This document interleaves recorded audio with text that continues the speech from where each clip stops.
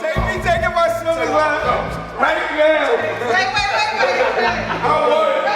Wait. Take me taking my swimming line. Okay. And the water's warm. Okay. Take me taking my swimming line. This is what happens when Harlem comes to California, tries to play me.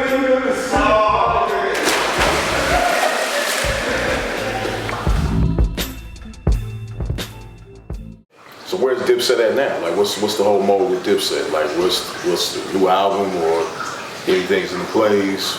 Nah, it's quiet right now. You know, basically everybody doing their own thing, and they're my brothers. You know, I love everybody, but everybody's in their own space right now doing what they gonna do. Right. See, the way I look at it is every time he do something, it's Cam and it's Dipset anyway. You know what I'm saying? But that's me. You understand? Doesn't mean that there's no Dipset. But every time I see Cam do something, I affiliate Dipset with Cam because he introduced me to it personally. You understand what I'm saying? So I'm not saying that nobody else, and for the record, niggas like Zeke, I love Zeke, and I love Sen. I love them niggas. They come around and they've always treated me with respect. You know, but when I first met them, it wasn't as rappers. You understand what I'm saying? Like when I first met Cam, he was a ball player, but then when I first was introduced to Dipset on the rap level, it came as a vision for Cam.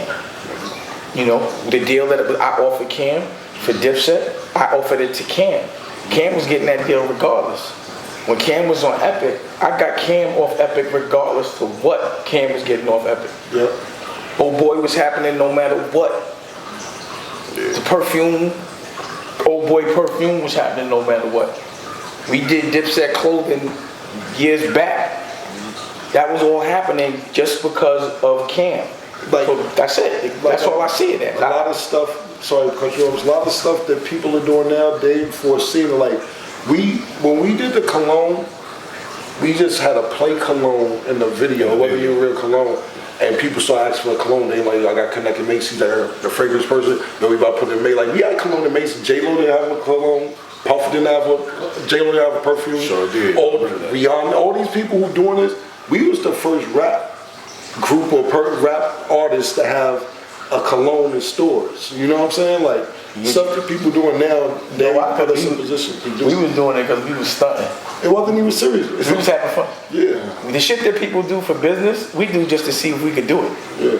And we did the shit, everything, like I said, the fashion week, the cologne, we did that shit 12, 15 years ago. And it wasn't premeditated. It was just Even like, the scissor. Yeah, the scissor. Yeah. Armadillo, scissor. 12, how many years ago? That was a long time ago. Yeah, about 12. Yeah. It started about 12. We always get it. We always get it first, and you know because we young, because this is happening in 20s, in niggas 20s, you know, and all the other things that we were forward about. You know, I don't want to say we took it for granted. I just want to say that it just wasn't our business model. So if we didn't enjoy it, like we the kind of people that regardless of how much money something can generate, if we don't enjoy it, we just not doing it. If we have to be in business with squares and cornballs, we don't care how much money it is, right? Absolutely. So that was what it was. It'd be like certain businesses. It make your skin crawl, like just to be around certain people. Like, can't do it.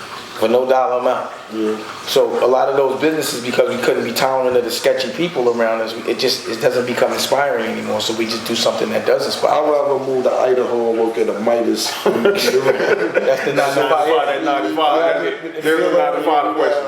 Yeah, like them to deal with certain people. But I think right now we both are aligned in the focus, and that's the movie shit.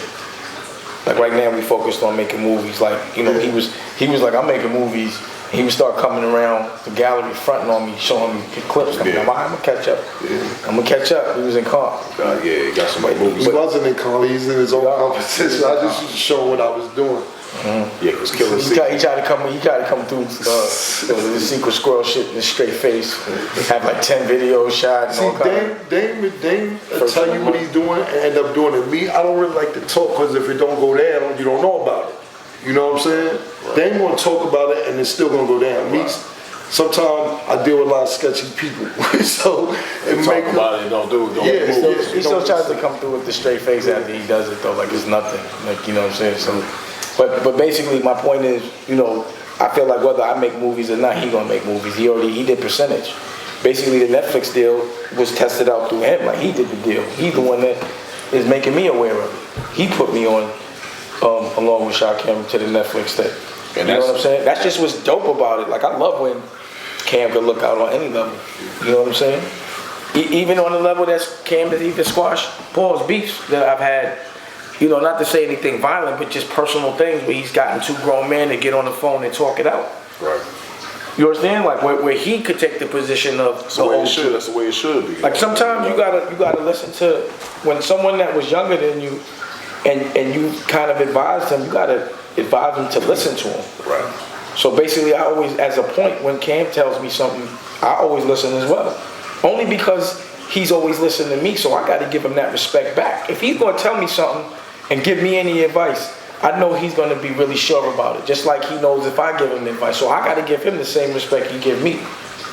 So when he tell me something, and that's what's good about being around, so just the same way, me and my man Daniel talk.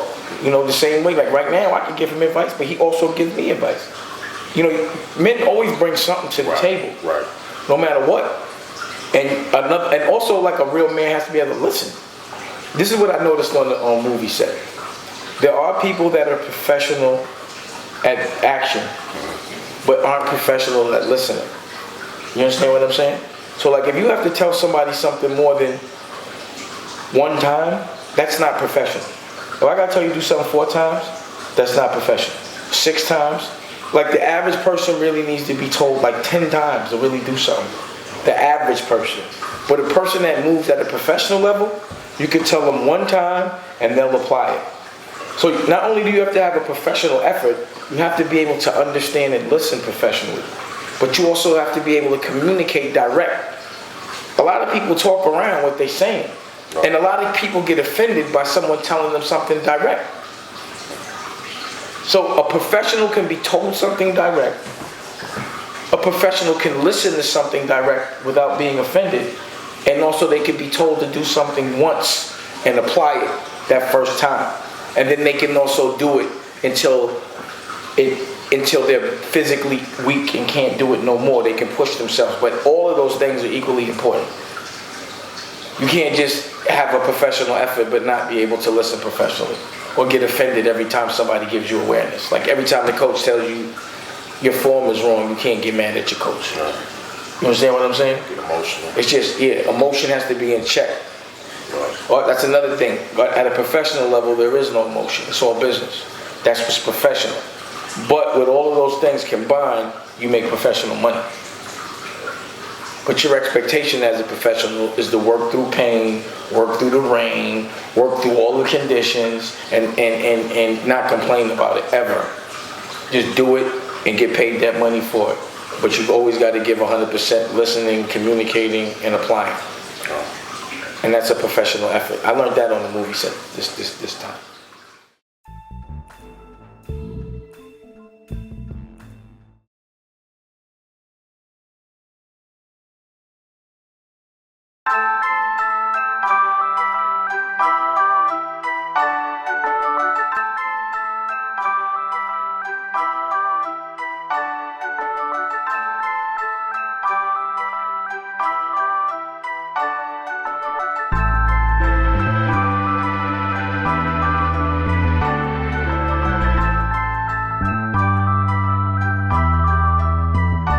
I don't care how big the corporation is been backing you.